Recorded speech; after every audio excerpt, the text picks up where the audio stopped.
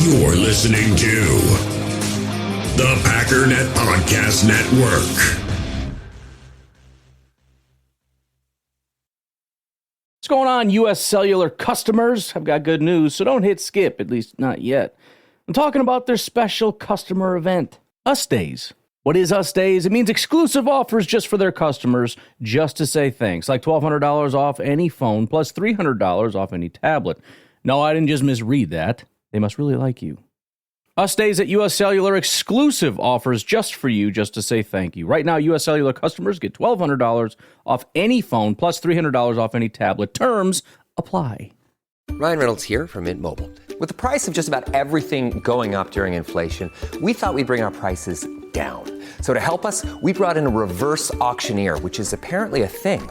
Mint Mobile Unlimited Premium Wireless. How to get 30, 30, bit to get 30, bit to get 20, 20, 20, bit to get 20, 20, bit to get 15, 15, 15, 15, just $15 a month? Sold! Give it a try at mintmobile.com/switch. $45 up front for 3 months plus taxes and fees. Promo rate for new customers for limited time. Unlimited more than 40 gigabytes per month. Slows full terms at mintmobile.com.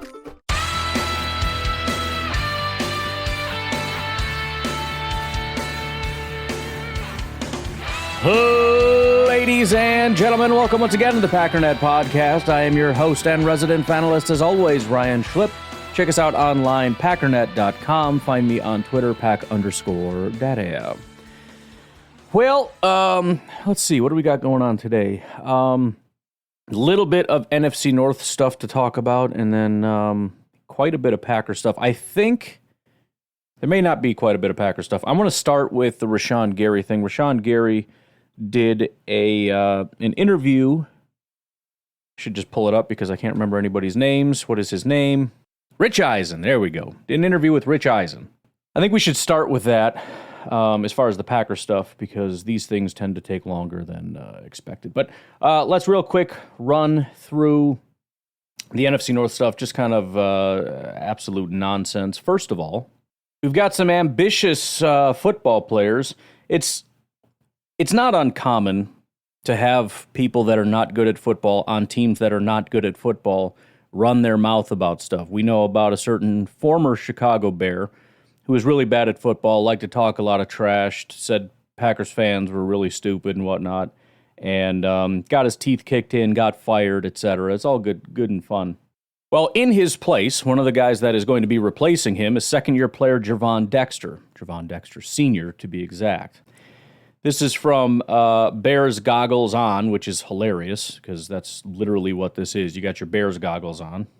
This second-year Chicago Bears defensive lineman sets ambitious goals for 2024. I don't want to read through all this because it isn't all that important, but what are his goals? 8+ sacks, 15+ tackles for a loss, Pro Bowl nomination, All-Pro nomination. Now look, I've talked before about defensive tackles really not usually getting off to a very good start. There have been a couple examples of guys stepping in and just dominating, including the guy the Bears should have drafted but didn't because they suck at every single thing they do.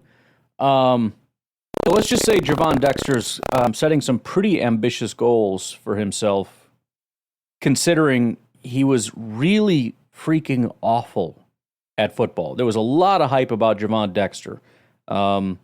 There was a ton of talk about, yeah, he sucked in college and all, and we picked him in the second round, but that's only because they didn't know how to use him, man, and we know what to do. We obviously have the staff that really knows how to, like, get the best out of guys and whatnot.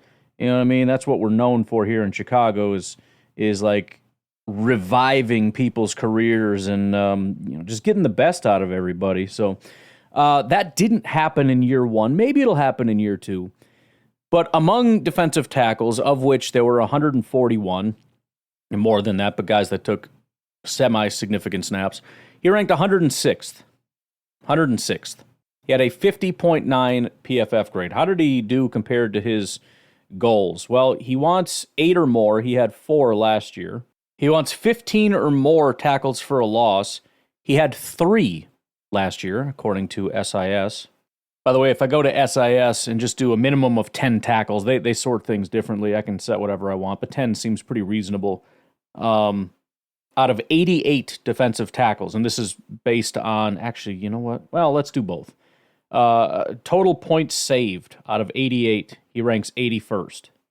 Gets a little bit better on points saved per play because he didn't play as much, but Javon Dexter was 69th. So, look, I don't mind certain guys running their mouth or whatever, and I understand you're a competitive guy and you're going to, you know, say things like we're going to win the Super Bowl or whatever. Not, I mean, come on, man. Come on. This is silly. Why don't you say something more reasonable like, you know, I need to do a better job of, you know, supporting my team. I need to make sure that I'm there to do this and that. I need to step up this year and be, you know, one of the real playmakers on this team. What just I need to be a baseline decent player for my guys. Saying I want an all-pro nomination. Shut up. Bro, you suck at football, dude. The first step in year 2 is to not suck. That's it. Don't suck. All pro? You're stupid. But that's not even the dumbest thing an NFC North person said.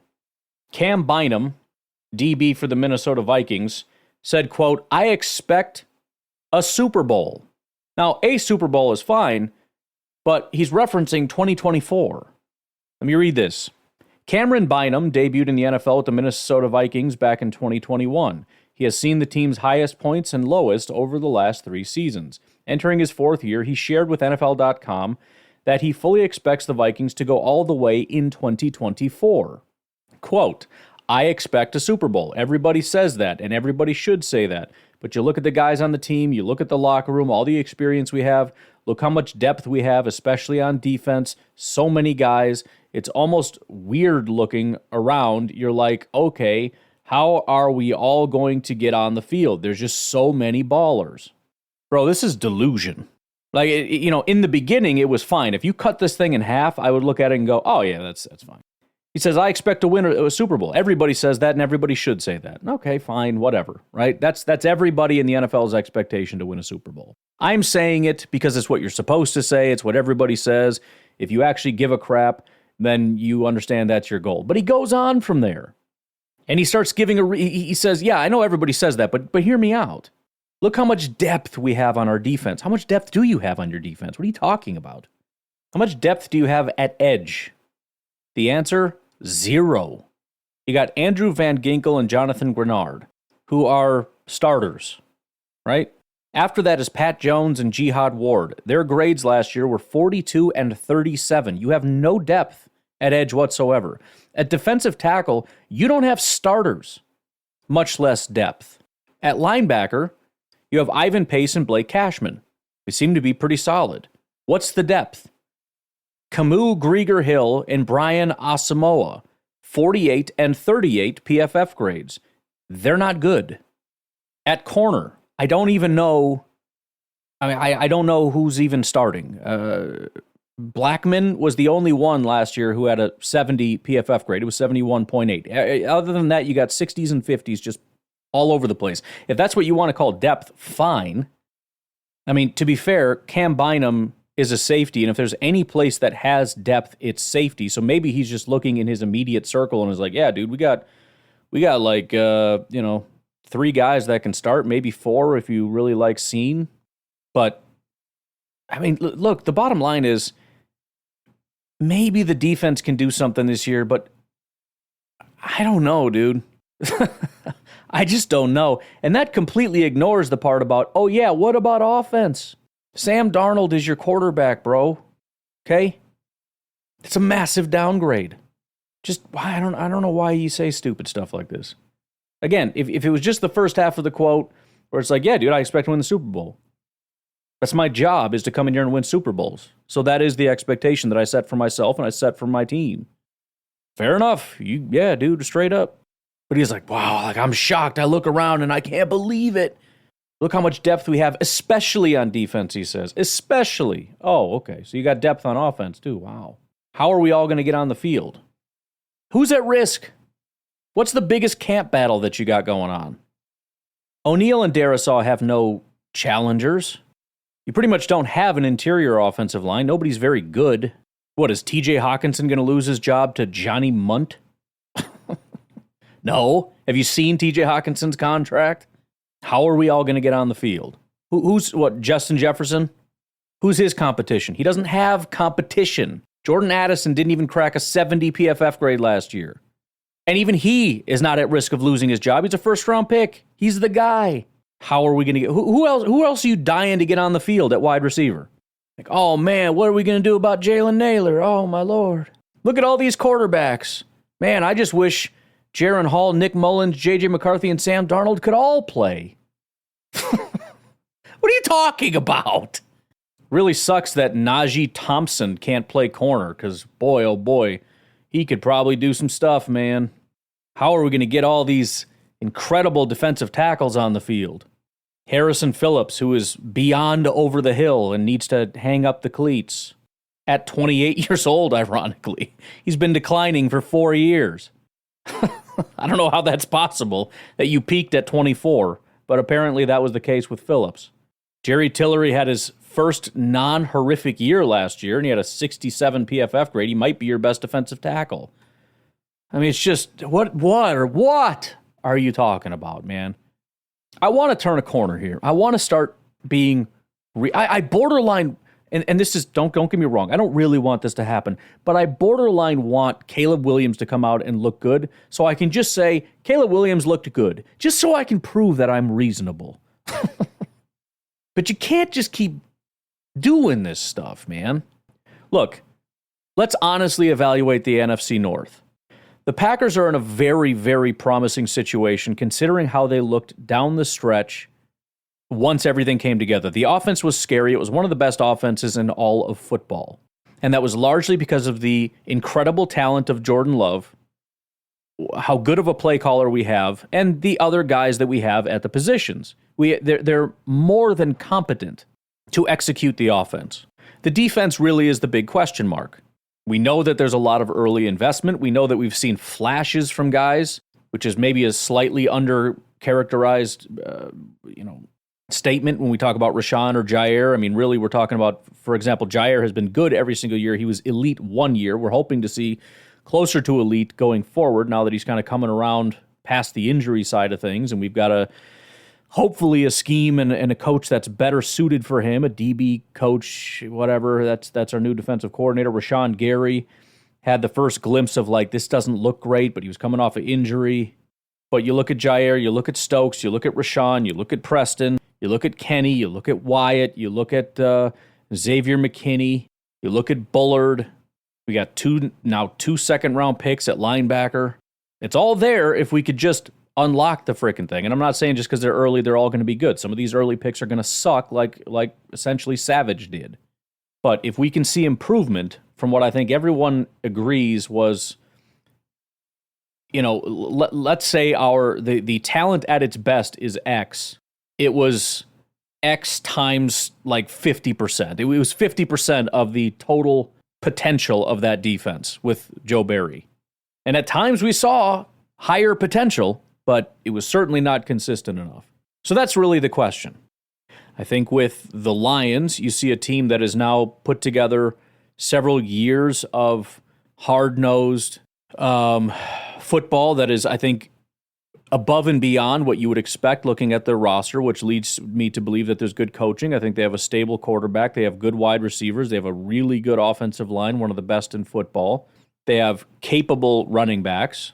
Defensively, I think, is the biggest question, but they seem to manage and have maybe continued to improve it. It's been a very slow improvement process, but you have to assume that slowly they're going to be building on that. The biggest question, I think, is, the biggest questions, number one, as I said, I think last year is kind of when they sort of peaked and got to the point where it's like, okay, you had all the early picks, you had all the money, you had all that stuff, you slam this team full of everything, plus new coaching, all that stuff. I mean, you're just going to skyrocket. At some point, you start to level off. And at some point, you're picking late, you don't have $1 billion picks, you don't have $1 billion in cap space, right? And now it's a matter of, we're just trying to prevent the attrition of people leaving. And on top of that, you have to add talent. You're trying to come out in the plus column when the environment is working against you, and there's a question of how well can they handle that. It's not an easy thing to do, right? The NFL is built for parity. When you're at the top, it's pulling you down. The Lions are at the top. They're being pulled down. Are they going to be able to not only fight that, but continue to climb and get better? The other question is, as I said, and maybe this is overblown, but if you look at the end of the season, the Packers are trending up. I think the Bears are trending up, especially their defense. The Lions were trending down. They were getting worse throughout the year. Pretty much from week 1 through week 18, it was a slow decline. Not to say they were a terrible team, but it just didn't look good. And when you put that all together, it'll be interesting to see what they can do. The Bears, I think there's a huge gap between what their floor can be and what their ceiling can be. They could be the Houston Texans. If their defense can continue to perform as they did toward the end of last year while getting better, because they have a lot of young players, they've got still a relatively new head coach scheme thing, whatever, on top of, whatever pieces they've added. And then on top of that, obviously, if you have a guy that can pull a CJ Stroud and can be that good with all the wide receivers you have, and certainly a capable enough offensive line, running back, tight end situation, there's no reason to believe that you can't be, second or even first in the division if you can really put it all together. It's not going to be easy because I think the Lions and Packers are going to be good. It's a question of how good. But, the floor is third, I think, above the Vikings. It's just a question of, can you climb above either the Packers or Lions, and can you climb above the Packers and the Lions? But who knows? That depends on a lot of different things. Can you maintain what we saw with the defense, which I'm skeptical about because you don't have a lot of really good pieces, to be honest. And can you, for the first time ever, put together an offense that actually drops back and passes like a team that's built after 1986 and put this all together, which is tough because you have a brand new offensive coordinator who's going to be running the entire offense with a hodgepodge of different pieces. You got DJ Moore, who played above and beyond what he's ever been and is likely to decline. You've got a really gifted wide receiver who's now leaving the team he's been with his entire career, coming into a new situation where he's going to be, wide receiver 1? Is he 2? Is he 3? It's a brand new offensive system. He's going to try to work with a new quarterback, which he hasn't done since they got Herbert. He's also, 31, 32 years old. You got a rookie wide receiver, which is never a guaranteed thing. Remember last year we were told that it's a guarantee that this right tackle that they got is going to be a stud, and he really kind of sucked. Now we're being told that we know that this guy's going to be a really good wide receiver. Maybe, but I'm going to go ahead and wait and see it before I start believing you just because you say so. You got DeAndre Swift, who's really just a change of pace back that's been kind of through his career. I don't understand that move, but whatever. So we'll see. We'll see if they can put it all together. Final thing on the rest of the NFC North is an interesting situation with Cam Sutton. If you remember last year, we were all told Cam Sutton is a really good football player and is going to massively improve the situation with the Detroit Lions. Well, Cam Sutton ended up with a 49 coverage grade and ended up getting released by the Detroit Lions. Again, this is why when people tell you stuff, you don't have to listen, right? You don't have to, just because NFL Network tells you that Cam Sutton is a good football player and is going to be a great addition, and some biased Packer fan podcaster says, no, he's not. Whatever. Do whatever you want, I guess. But he was really not very good. And actually, the release came after a domestic battery charge. So on top of being a bad football player, there's also some terrible PR that forced you to release him when you really didn't even want to, because now you're in a tough situation with not having a corner. But there's also a big question of his cap situation. And apparently Cam Sutton is going to be filing a grievance against Detroit for the way that they're handling that. And so there's a question of whether or not his money is going to come off the books. Again, this is when things get difficult. And it's a question of how you handle it. And when I'm looking at a GM who goes out and gets Cam Sutton because this is the guy that's going to fix it, and Cam Sutton comes in and he has one of the worst years of his entire career. It was his worst year since his rookie year when he didn't even play full-time. In Pittsburgh, he played 113 snaps and was just barely worse. It was by far his worst coverage year ever. This is how you plan on fixing things. It's not looking great in terms of, do you know how to swim against the tide? Anybody can improve your team when you have a flurry of picks, all early picks, and a ton of money. Unless you're the Bears. But usually, teams can find ways to improve. I'm looking to see what they can do now that things are getting tough. And I don't know. Can they get over the hump? Because if you look at it, it's like, well, they continue to improve from 2022 to 2023, right? I mean, the overall end of the season was different, but do we think that they were significantly better football team? Like by the end of the year? I mean, the team that knocked the Packers out of the playoffs compared to the team that would have gotten their teeth caved in by the Packers had they played them. Granted, the 2023 Packers are better than the 2022 Packers, but still, I don't know that they were that significantly better.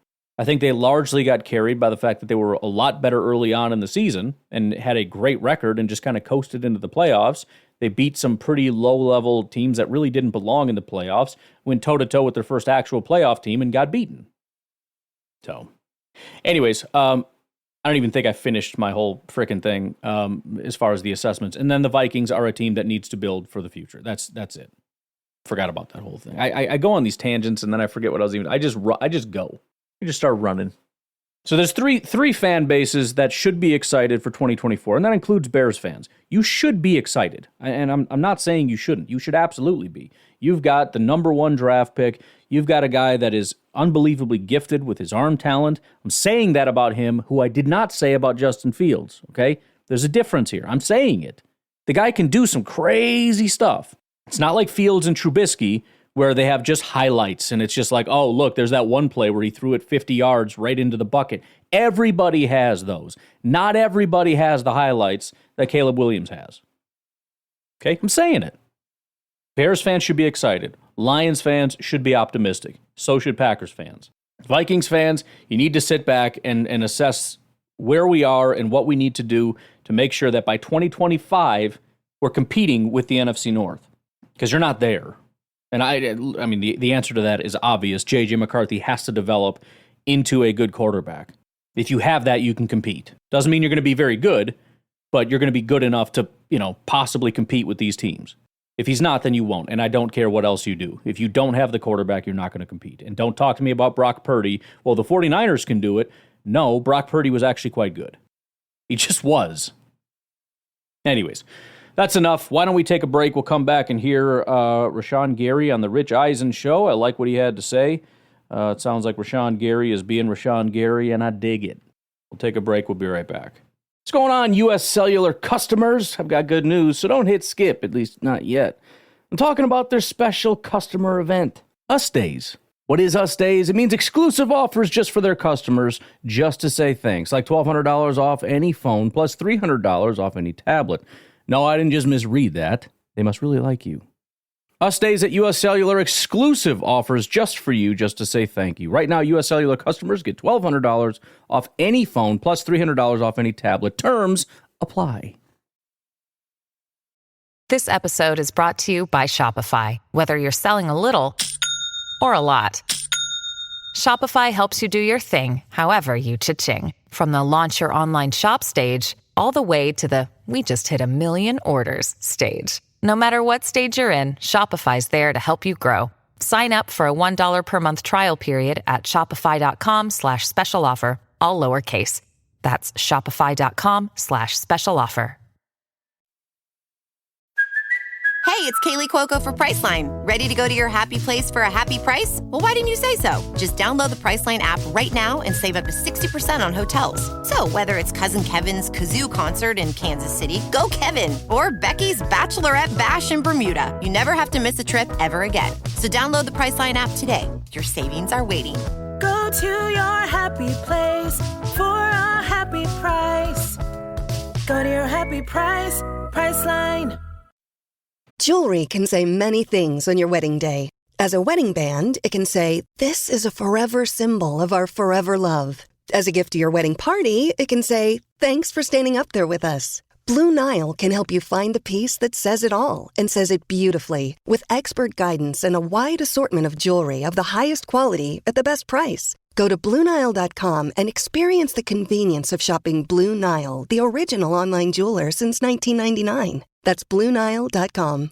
All right, let's get this thing started. To be clear, when I first really started liking Rashan Gary, and I've talked about this before, was listening to Rich Eisen, who is a Michigan Wolverine guy, as is Rashan Gary. So Rich really liked Rashan. And I think he had him. He did. He had him on the show. Maybe not personally, but remote via phone or whatever. I think it was before he ended up getting drafted. I think, I don't know, but he asked him about the Michigan versus Michigan State, I believe, which apparently is a big rivalry, and he didn't go to that game. I don't know if it was due to injury or just because he wanted to prevent injury. I think he just wanted to sit out because he's about to get drafted really high, and I completely understand that. But he talked about like how much, how did it make you feel? Because I believe it was in Michigan State, and you had Michigan guys going out there with their cleats and like, using that to rub off the logo of like it was a very heated and contentious thing.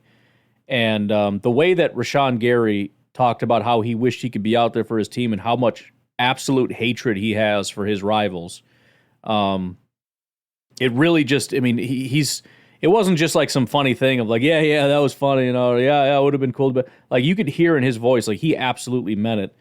And what I came to realize about Rashan is he's loyal. He's a loyal person. If you're his family, his team, his coach, whatever, he will fight, he will die for you. Like we've seen him cry numerous times. And I don't take that to be weak because I don't see Rashan as being a weak guy. This is a guy, this means everything to him. When he's given an award, he's very intense. But, this guy will fight and die for his team. He will work, he will battle. Now, if the team moves on from him, you better watch out because he's going to come after you with everything he's got, and he's going to be extremely loyal to his new team. But this is a guy that you want on your team. This is a guy you want to be your friend and you hate to have as your enemy. So anyways, this was the show that kind of introduced me to him I think after we drafted him, I went back, tried to find a bunch of interviews, and that was one of them. And that was the one that really, because I wasn't into the Rashan Gary pick, that was one of the interviews that really got me going, okay, this is pretty cool. But essentially the first question is, where are you right now? I'm in Dallas, Texas, training. Okay. Middle of June, training right now to go dominate right now. That's all. That's all it is to say. Dominate. Okay. So what's part of the domination drill for today, Rashan? What'd you do today before zooming in to chat? Before today, I had a 7 a.m. workout. Got back from that because right now I'm in two-a-day, so I'm attacking it hard. So I got my speed, strength, then I got my position work. So just getting back home a couple hours ago, and now I'm relaxing. I got some film to watch. Still trying to break down. The mini camp day we had in OTAs and trying to find ways to get better. Lunch. So, and listen, I'm not mad at Jordan Love for going to Italy to get engaged. Right? I think a lot of players, they work hard in the off season. They work hard at OTAs and whatnot. They work hard during the season. I think this little, month and a half window, a lot of them do go on vacation. Rashan Gary is not one of those guys. Rashan Gary just doesn't stop. If there's an opportunity to get better, he's going to do it. And he comments on that in a little bit. The idea that, my opponent's training. I can't let him get ahead of me. And if he's not training, good. Then I'm going to get better than him. So I'm going to skip ahead a little bit, but the context is winning the Super Bowl. Well, in a quiet time, do you envision that sort of stuff? Is it truly a 24/7, 365 thought process for you, Rashan? Monday to Friday. If I do unplug, I might give myself a Saturday and Sunday, but around this time of the year, it's really hard to lay off of it because, it's every day separates you from, your opponent. And because I know some guys out there today taking some breaks. I'm not one of them. So, that's always going to, keep me ahead and keep me sharp. What was it? And that's exact. And I talked about this before, back when it was, there was a lot of scrutiny, and maybe these are new things because the social media has made everything kind of public. We know what everybody's doing all the time. But I don't know if it was a Rodgers thing or everybody else, but I know several years ago I made the comment that you need to be working when everybody else is sleeping. These are the highest of the highest levels when you make it to the NFL. These are the best of the best. What can you do to actually separate yourself? How can you be the greatest? How can you help to take this team to a Super Bowl? And, and I can't pretend that it's always the same people. Maybe some fans are just like, hey, I'm just happy to be here. And, whatever happens, I don't really care. It's not about Super Bowls. It's about having fun attitude. I don't know. But I don't know how we can simultaneously say, I want the Packers to win. I want the Packers to be the best. I want the team to be the best. I want to hoist the Lombardi Trophy. I want to win Super Bowls. I want to dominate. But also, I don't really care if the players practice or if they take time off. That's their time. They're entitled to do whatever they want. It doesn't bother me if other teams' players, they have superstars that put in work, and that's how they become superstars, is they're working when everybody else is sleeping. And by sleeping, I mean our guys are sleeping. I don't really care. You can't hold both opinions. You cannot. You're just living in fantasy fairyland where we can hold both opinions, where I think it's great that they take vacations and that they sleep in the off season and that they fly off to Hawaii and to the Alps and they get in touch with nature and they love each other and they eat Cheetos, in throughout the off season and just get fat and then when they come back, then they can focus on football. But I still want to win, and I still want. Yeah, you can want in one hand and wish whatever the saying is, but that's not how you get there. You want to win a Super Bowl. You want to have a championship team that has a championship mentality. You need a bunch of Rashans. And you need to be able to be the type of person that says, we want guys that are like Rashan. I can't make you work, but if you're not going to work, maybe you're not cut out to be a Green Bay Packer. Go play for the Jets. Go play for the Browns. Go play for some other team that just doesn't give a crap. But here, we care about championships, and we want champions who care about championships in Green Bay. Again, I'm fine with a vacation at some point. I'm not fine with any time I don't need to be in the building, I'm going to be on vacation. I'm not okay with that. You want to fly off to Italy and get engaged? Fine. You want to take a vacation in March or something? Fine. But you should be working the majority of the off season, right? You work like the rest of us. You work all year. You work all year, right? Rashan gives himself the weekend off. Oh, me too. Funny. I don't think it's crazy to say you should work at least as hard as the rest of the people who make, frickin' minimum wage or, $20 an hour scrubbing a toilet. You should at least work that hard. And yeah, Rashan Gary is going above and beyond, as he should. He gets paid tens of millions of dollars to be the most elite football player in the world because that's the expectation of him. He takes it seriously and he strives for it. So good for him. Anyways, we'll continue on. What's it like being around the guys? What's the environment like? Like being around the guys a couple weeks ago. What was that like, Rashan? Oh, man, great. I love the energy. I love the swagger that, we all have, from top to bottom. It's a great feeling, understanding, who we are a little bit more coming into the season, and what that we expect for each other. It's great, man. And just the work that we put in through OTAs and through the mini camp is great. And, the message that we have for each other, just come back 1% better than what we left in, we'd be fine. And I like this. This is why I think a lot of Packer fans like the current environment we have because they're bought in.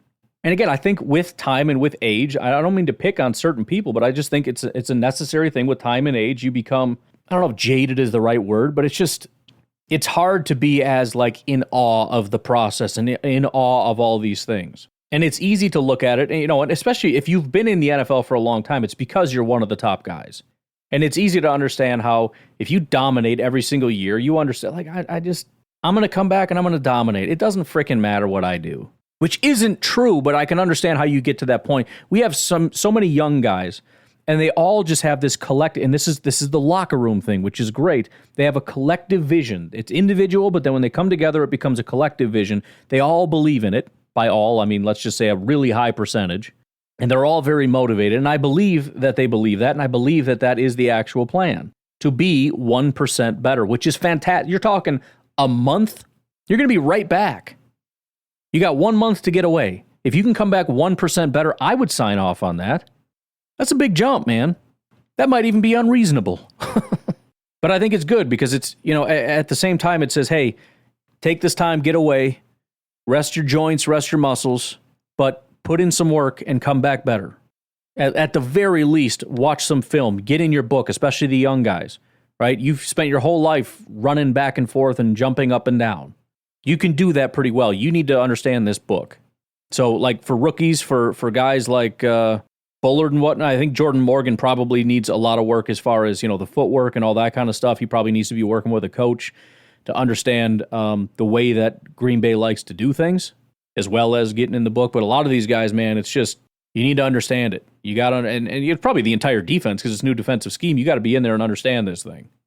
But I like that. I like that message. And I like that it was the players that came together and said, come back 1% better. It wasn't a group of guys in a locker room. And, I was very upset with the way things were, let's say, back in, 2017, 2018, when the locker room, I think, was at its worst. And again, I think it was guys like Clinton Dix who were just, he was a relatively young guy that wanted this kind of an environment, and it just didn't exist because you had a lot of veterans. The team was made up of veterans, and they just didn't give a damn. And maybe that's a somewhat unfair way to say it, but they didn't have that rah-rah spirit. They showed up, they collected their paychecks, they did whatever, and then they left. And that came from him. I'm not just speculating. That came from a player inside who was upset that guys just don't seem to give a crap. And there's too many guys that come in here, they collect their paychecks, and they go home, and they don't have that sort of get 1% better mentality. So, and I don't expect this to last forever. These guys will all get older, and they're going to start collecting big paychecks, and they're going to start, at some point they're going to be 28, 29, 30, 31, 32, and it's going to be a group of older guys, and we'll see what happens. But right now is a great time for this team to come together, to build something that's real, to be the team that puts in the work when everybody else is resting, when everybody else is relaxing, when everybody else is sleeping.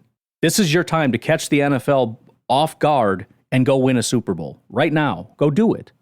Skip ahead a little ways. They just kind of spent a lot of time talking about you're in Dallas, you're with a lot of Cowboys fans. How's that going? And, well, it's quiet around here. Yeah, you quieted them. Yeah. Let's get on to Jordan Love. Take care of all that stuff. So how has Jordan Love shown up this season that's different than the previous one, Rashan? Man, it's crazy because last year he took control, from day one of off-season OTAs. And, he started off right off the same foot, the same way, bringing it up, breaking it down, and, talking about the standard and what it needs to be. And I just love it, man. He's laid back, and, he's a guy you could talk to, man. I'm talking about from special team, defense to offense, man. All guys, believe in him, and I cut him off a little bit early. I thought he was done, but I do love that. And it's real, especially coming from Rashan, because we've seen the locker room things. When Matt LaFleur hands him a game ball, he is just, I think he's scaring the crap. People are trying to clap, and it's like, oh, geez, what the heck is freaking Rashan? Calm down. You just feel like Rashan is going to just start punching somebody in the head just out of excitement for some reason. But, I mean, I believe it, and there's reason to, because these guys have been saying it since before Rodgers left. I mean, they've been talking about, like, you don't understand. This guy is legit. I mean, Devondre Campbell, who's not here anymore, but Devondre, he was all in on Jordan. And I think the guys, they like him and respect him as a person, and I think that goes a long way. I think that there's a lot of respect and admiration for how he carries himself. To be a leader that does leader-type things, who sets an example, sets a tone, but at the same time, as he says, can be laid back. Not in a way that's screaming in your face. He's a laid-back guy, but at the same time, he comes in, he does things the right way, leads by example, which again is, as I've said with Rodgers, not really leadership by itself, but it's certainly a prerequisite. I think we should just abolish that term, lead by example. Anyways, let's, I'll tell you what, why don't we take our final break? We'll come back. I'll let him finish his thought. There's going to be an interjection, but he more or less just continues on that. We'll take a quick break. We'll be right back. With threats to our nation waiting around every corner, adaptability is more important than ever. When conditions change without notice, quick strategic thinking is crucial. And with obstacles consistently impending, determination is essential in overcoming them. It's this willingness, decisiveness, and resilience that sets Marines apart. With our fighting spirit, we don't just fight battles, we win them. Marines are the constant our nation counts on to fight the unknown. And through adaptable problem solving, we do just that. Learn more at Marines.com. Have you ever experienced turbulence on a flight and wondered why? And you can see all the terrain around you. You've got no issue with visibility or anything? No, everything's peachy. Maybe you've sat on the tarmac for hours wondering why your plane isn't moving. Well, we're outside here. They're saying the ramp is closed. They won't let us park because of Air Force One. Listen in on the conversations between pilots and air traffic controllers on the Air Traffic Out of Control podcast. 510 Whiskey declaring an emergency. There's smoke in the cabin. I need to make a landing right now on 31 left. We have the most interesting, wild, and funny ATC recordings you will ever hear. Check out Air Traffic Out of Control wherever you listen to your favorite podcasts. Continuing. I have a conversation with him. Talking about anytime at the lunch table. You have any question, you can sit down and talk to him, man. Talk about guy and those type of guys that. Talking about Jordan Love here, if you didn't know. I don't know why I'm treating this like you're on radio and you just popped in. But he's talking about how it is around Jordan Love and how you can just sit down and talk to him about anything, anytime. Maybe go to war and play for it. Could you give me an example of what you do talk with him about, if you don't mind me prying, Rashan? Yeah, with me and Jordan, we have a different relationship, man. I just talk about being great with him because I understand, how it was coming in year one, to where it is now. And, he probably ain't scared to say it, but people haven't seen nothing yet. The things that he's been doing in camp that y'all can't see, the practice tape that, y'all can't see the throws that he's doing and how he's putting on the money. Man, it's ridiculous right now. And, I just can't wait till the season so he can display it. But he's in store for a hell of a season for us. So, I mean, come on, man. That's got to get you excited. First of all, we have seen it. You know what I mean? Which, maybe we haven't, but that's the whole point. I'm sitting here thinking, we saw stuff last year, right? Or no. And Rashan is in here like, no, you don't understand. You have no freaking idea what this guy is doing right now. And I've already pointed it out, right? Last year in the offseason, Jordan did not look good. The reports, even the positive reports about Jordan, were always, he started off slow. It was rough, interception, tons of missed throws. Like he was 4 of 10, that kind of thing. But in the second half or the second scrimmage practice, whatever, he was like 10 of 11 for 2 touchdowns. Like it was that was a positive report. The little glimpses we've seen, which are less than what we're going to get in training camp, but he was just, I don't want to say perfect, but he was just good consistently all the way through. And we're only getting glimpses of what's actually going on. There's so many practices behind the scene that we're not seeing, and Rashan's in there going, dude, it's stupid. It's absolutely stupid. And that's what you want to hear as a Packer fan, because I know what everybody's saying. We've talked about it. We've played it. And I shouldn't say everybody, but the consensus is we don't know because we haven't seen enough from Jordan, which they underestimate how much we have seen from Jordan. They say things like 4, 5, 6 games, which is not true. It's been significantly more than that. But here's the thing, and this is what I feel like is not being talked about enough.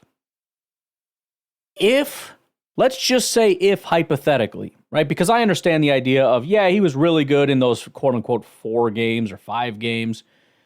But more than likely, he'll be somewhere in between how he started the season and how he ended the season, which I think is reasonable. I think it's fine. And again, as I pointed out, that's like an 85 PFF grade. It still makes him roughly a top 10, potentially top 5, depending on how other quarterbacks do, type of quarterback, which is nice. There is something else to consider, though, and that is if you actually look at the last, not 4 or 5, but 12 games, he's a 90-something quarterback and is a top 2, top 1 type of quarterback. That's another potential reality.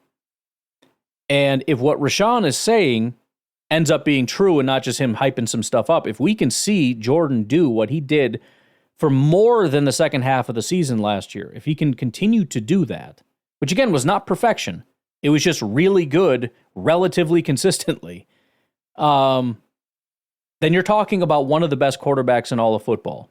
And that's not being talked about enough. And so far, we're seeing that. So far, that Jordan hasn't gone away, right? He struggled against the 49ers, granted. That was a bad day. Just was, and that sucks. And hopefully that doesn't continue to repeat itself over and over and over again, where we can't freaking get through San Francisco. We can't just not collapse against San Francisco for whatever reason. But let's leave that aside.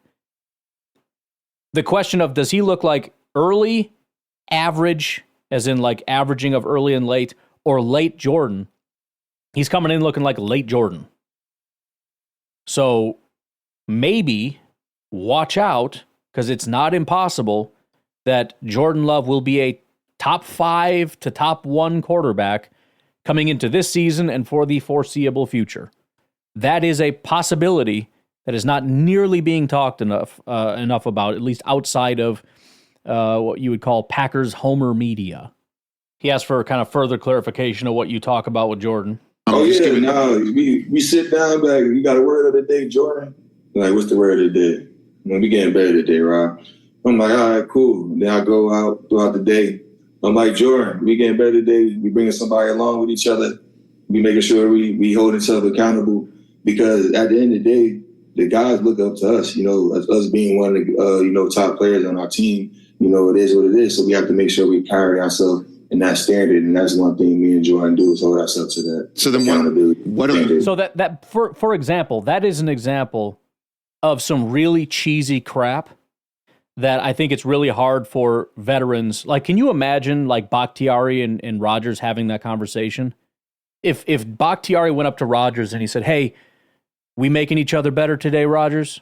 We making the other guys better today, Rodgers? Are we bringing guys along with us today? He would look at him like, shut up, you freaking dork. It's just the reality, right? This is the kind of cheesy crap that younger guys who are still just singularly focused on greatness and all that, you start talking about all the whatever this kind of stuff is. Those are the guys that we have right now. And I'm not saying everybody. There are certain guys. I mean, maybe Jair or whatever. You bring in guys. It's just like, and I'm bringing them over to my house later for a freaking taco night. Like, what are you talking about? But again, I think we have a lot of guys as a percentage that go along with this stuff, that are willing to embrace the cheesy nonsense because it's real, right? As much as it might be kind of lame. It's real and it's necessary and you have to do it. Do you have to repeat it? I don't know. Probably not a bad idea to have a reminder. And again, to set a culture. This is our culture. This is what we do. This is how, we actually take it seriously. It's not a joke. It's not, this is everything. This is all there is in life right now. Next question, Rich asks Rashan Gary, is what lights your fire? What kind of gets you going? For you. In terms of what? Just in terms of... winning it all. Like what gets you going? Just everything. You know how it is. Coming from Michigan, that rich tradition. Understand how it is to win and win at a high level. And me, God blessing me being able to be drafted to Green Bay, me coming into the same thing. And the more and more I learned and about Green Bay and the history and just the year that I done played, I'm going on year 6 this year. And, every time I played, we went to the playoffs or, we was 2 games short, 1 game short, 1 year. So, it's a lot of motivation that just gets me hungry because I understand, in this league that we have, it's an opportunity of time and we're in the window that we can maximize. And I'm just trying to make sure everybody is ready to, reap the benefits of it all. It is crazy to think about, too. Rashawn saying going into year 6, which in my mind, that feels extremely wrong, but I'm sure it is right. It is crazy that 5 years have gone already and no Super Bowls. And if you run that back again, 5 more years, your career is basically done at that point. Like you're almost done. So if you do another 5, mix in maybe another injury year, whatever, you might have 4 or 5, 6 maybe years of actual opportunity to go play and win in a Super Bowl. It is a fleeting thing, man. I'll skip ahead a little bit. He asks about the Bears and Caleb Williams. What's your mindset going to be with Caleb Williams on the other side of the line of scrimmage, Rashan? Yeah, in that time in the season, you said that's 12 games in, so we'll have some good tape. On him, understanding how the Bears want to run the offense through him, or they're going to be pass heavy by that time, run heavy by this time. So we're going to understand and have a better feel than where we would week 1 in terms of getting more trick plays, things like that.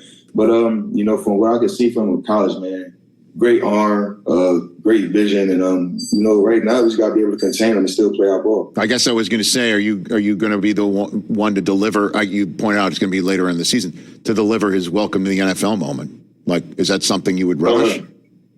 I hope so. Why not? I mean, It is pretty unlikely when it's late in the season, but you know Rashan wants to lay that dude out. He got the biggest smile on his face right now. Just a couple more left. Interesting. I appreciate that answer. And then in terms of one last one for you, narratives. That's what I'm in that business. And the Lions almost made the Super Bowl, and you took them out in Thanksgiving. You almost got another shot at them. But you hear how the Bears are better, and you hear how the Lions almost made the Super Bowl. And, Aaron Jones is now on Minnesota, and they have a lot of hope. What do you say to people that think this division is wide open and it's not just you who can win it, Rashan? For the people that feel like the division is wide open, we're going to see in a couple of months when we got to strap up and play. And, like I said, the pads are going to do the talking then. I don't like really talking about that. The work going. Pads are going to do the talking. I love that. Do all the speaking when it's time. And do you guys? That's a song right there. I got to write that down. Let the pads do the talking. That's again, anybody wants to come help me with these music videos, put together a Rashan Gary hype video called Let the Pads Talk or something like that. I don't know, figure that out, but that's a great quote. Guys openly talk Super Bowl? Oh yeah, that's a mindset. I told you, right? I want to hold up the Lombardi trophy. It's out there in the air, There's real positive energy. So yeah, that's something that we believe in the building from top down, and we've been working for it. So that's about it. That is the end of the Rashan Gary interview. I mean, if you want to feel good about the team, talk to Rashan. He's gonna. I mean, I'm not gonna say he's lying, but he's gonna see things through his eyes, right? And he's a very positive person, so he's gonna see his sort of positivity in the way that he handles things through all of his players. For all I know, he's walking around like, "Hey, Jordan, we helping people today?" And Jordan's like, "Oh God, it's Rashan." Yeah, dude. Yeah, but like Rashan doesn't see. He's like, "Yeah, that's what we do. We're the lead. We do." So I mean, he just always he gets me excited, and he makes me optimistic because he does things the right way, and he's assuring me that everybody else is also doing things the right way, and that the environment and the energy in the locker room is right, and it's where it needs to be. Is that true? I don't know. But I do get that impression, and I think we all get that impression when we look at this locker room. And I think when you look especially at the youth in the locker room, I think they're all buying in. They're all getting and giving the same message, which is great. We don't have guys from the Mike McCarthy era. We don't have guys that are jaded and upset with the organization, at least not yet. We kind of crossed that a little bit, and Gutekunst had to do some work there. Jair and Razul and some guys were kind of getting a little bitter. Devondre. So they got rid of Razul, they got rid of Devondre, they sat down with Jair because they are not getting rid of him, and talked about like, look, we're going to make some changes. Just trust me, trust this, trust. And they did what? They fired the strength and training staff like entirely and hired a new group of guys, and then they fired the defensive coordinator staff and brought in a new group. So crisis averted there. But I think right now things are in a good way, and now it just comes down to winning. Because like I said, you want a good locker room win. That's it. It doesn't matter how toxic or whatever the locker room will be. If you're winning, these guys are going to come together. And if you're losing, it's going to start to fall apart. It might take longer if you have a strong locker room, but it's going to happen at some point. So we especially need this defense to come together. We need Jordan to keep doing his thing. We need to win football games, and everything will be just fine. And then we just got to figure out how the heck to get over the frickin' hump and not collapse in the postseason. We gotta figure out how to play our best ball in the postseason, like Romeo Dobbs did, like Luke Musgrave did. That needs to be the way that we do things. But anyways, I'm gonna leave it at that. You guys have a good rest of your day. We'll talk to you tomorrow. Have a good one. Bye-bye.